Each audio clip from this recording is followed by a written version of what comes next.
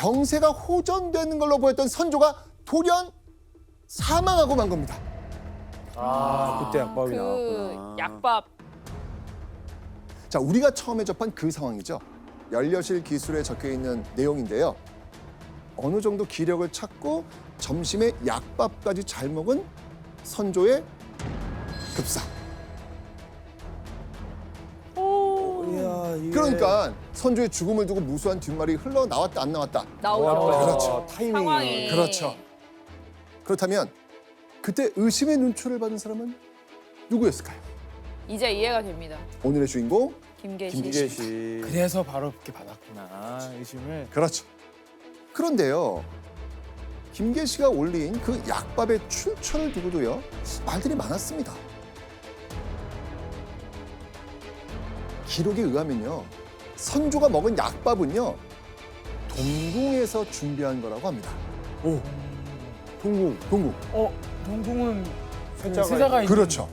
어허. 자, 그럼 이 독살 소문에 누구도 함께 얽혀 있는 거죠? 광해군. 광해군도 함께 얽혀 있는 겁니다. 그럼 교수님, 김계시와 광해군이 독살한 게 맞나요? 그럴 가능성은 낮아 보입니다. 다만 믿는 사람이 많았지요. 이후에도 독살설은 끊임없이 대신들의 입에 오르내리져 갑니다. 이걸 통해서 김계시가 얼마나 당대 평판이 좋지 않았는지, 김계시가 얼마나 광해군 편에 서서 모략에 능했는지를 알 수 있는 거죠. 자, 그렇다면 선조의 독살설이 나왔을 때 조정에선 과연 어떤 조사를 했을까요? 약밥이 어디서 나왔? 네. 아무런 조사를 하지 않습니다. 왜요? 왜냐하면 이때 광해군의 즉위를 서두르라고 적극 명한 왕실 어른이 있었거든요. 류현경? 영의정. 바로 영창대군의 어머니 인목왕후였습니다. 살아야 되니까. 왜냐면 광해군이 왕이 된 순간 처단 1순위가 영의정과 영창대군이잖아요. 언제든 왕이 될 수 있는. 그렇죠. 자, 여기는요 인목왕후의 놀라운 정치적 계산이 깔려 있는 겁니다.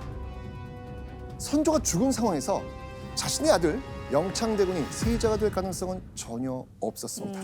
자, 그렇다면 인목왕후가 지금 해야 될 건 광해군의 환심을 사는 거예요. 그렇네요. 네. 살려면. 그렇죠. 그렇게 세자 생활만 16년, 광해군은 고단한 생활을 지나 우여곡절 끝에 드디어 조선 15대 왕으로 즉위합니다.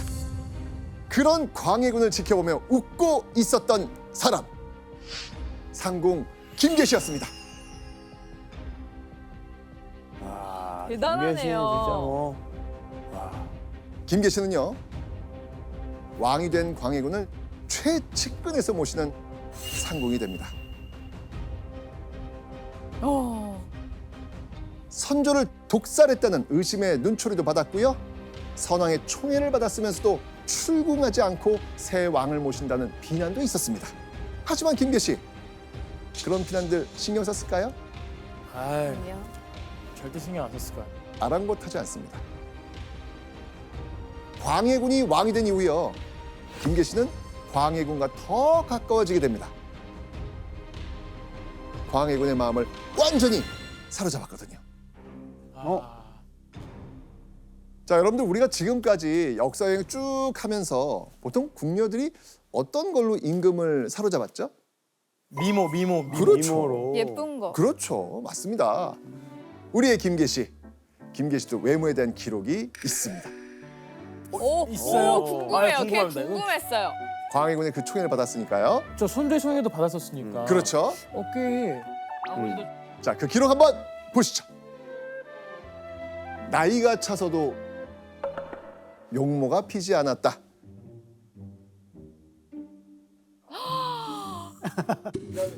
나이가 차서도 슬프다. 나이가 차서도 슬프다. 용모가 피지 않았다. 아니 표현을 왜 그렇게?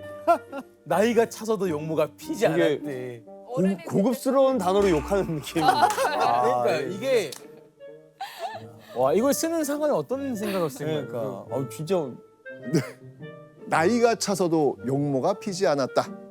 당시 기준으로 성인이 되어서도 성숙하거나 예쁜 외모가 아니었다는 걸 글을 쓰는 사관이 이렇게 적은 겁니다. 너무 비판적으로 썼네요. 외모에 대해서.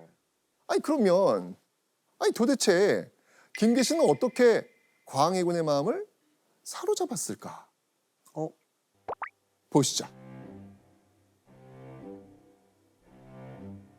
왕비를 통하여 나아가 잠자리를 모실 수 있었는데 인하여 비방으로 갑자기 사랑을 얻었다. 김계시가 왕비, 그러니까 중전의 허락하에 네. 광해군의 잠자리를 모셨다. 그런데 비방, 즉 비밀스러운 방법으로 사랑을 얻었다. 광해군의 마음을 휘어잡는 김계시만의 유혹법이 있었던 겁니다. 약간 유혹한 거죠. 이런 거 있잖아요. 이런 식으로 유혹으로? 예. 유혹의 방법. 그렇죠. 예.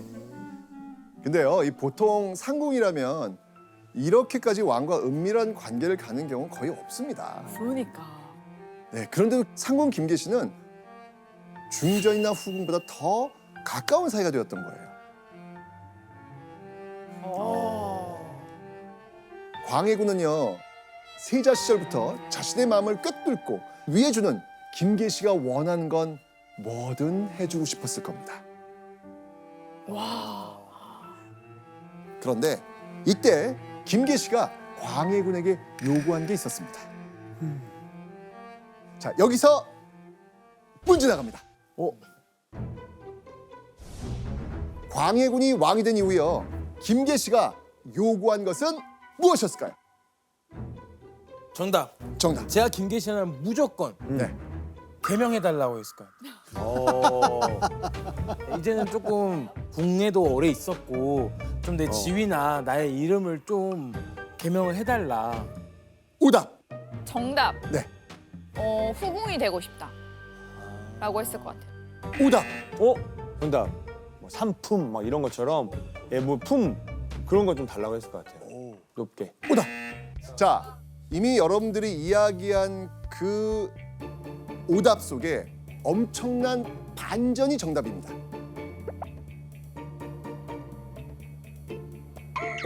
정답. 상궁에 그냥 저는 평생 남겠습니다. 정답. 어떻게 이게? 야.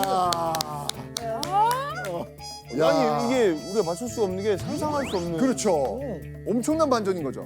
아니 보통 궁녀들은요, 이럴 때 승은 받고 후궁으로 올라가는 게 그들의 목표입니다. 왜냐면 후궁이 되면요, 자신과 가문은 왕실 가문이란 명예를 얻고요, 부귀영화 누릴 수 있잖아요. 최고입니다. 그런데 김계시는 그게 아니고 그저 상궁으로 광해군의 최측근에 머물게만 해주십시오 라고 이야기를 한 거예요. 김계시의 자유로운 정치 활동을 위한 계산이었다고 보여집니다. 후궁이 되면 궁박 출입이 자유롭지 않거든요. 그러니까 더 큰 권력을 주기 위해서 후궁보다는 궁녀로 남는 것이 좋겠다는 판단을 한 거지요. 그래서 김계시는 상궁 지위에 머무르면서 광해군이 갈 수 없고 할 수 없는 일을 해내주면서 신임도 얻고 권력을 얻고자 했던 것으로 보여집니다. 와, 맞네요. 상궁은 맨날 붙어 있을 거 아니에요. 그렇죠. 광해군의 입장에서는요, 욕심 없고 겸손한 김계시를 보면서 내가 믿고 의지할 사람은 오로지 누구다? 김계시뿐이다. 김계시다. 그런 생각이 점점 커질 수밖에 없었을 겁니다.